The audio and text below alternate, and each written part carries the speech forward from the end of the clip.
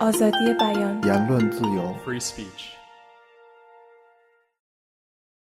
But consent of the governed based around the nation state is essentially the way in which legitimate power is conferred upon governance in the modern world.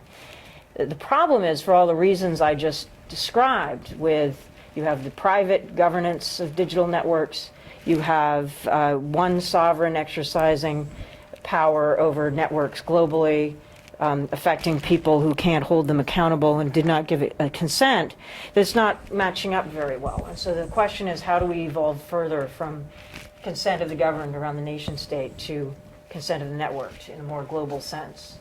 And how do we hold power accountable across global networks and constrain the abuse of power?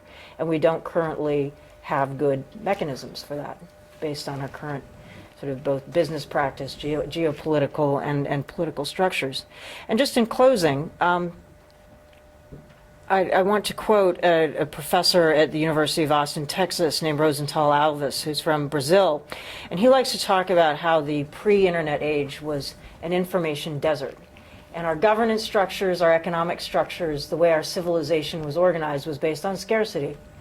And then suddenly the rain came, and now we're living in the internet age jungle, rainforest. And there are all these new mechanisms and structures and phenomena and so on that we don't understand, proliferating madly all around us.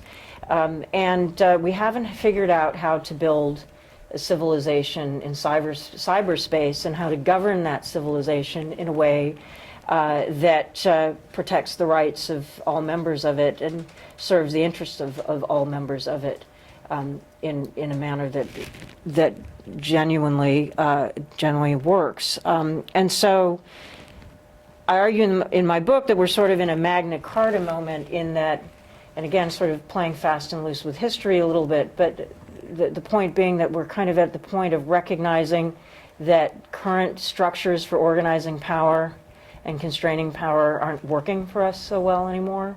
But we have a long way to go before we figure out what to replace it with and how that's going to work. And there's probably a lot of disruption and perhaps blood, sweat, and tears ahead. But we need to figure out how to do that, and we are at the moment where I think we realize that we cannot keep trying to superimpose the desert system of governance into the rainforest and expect that it's going to work.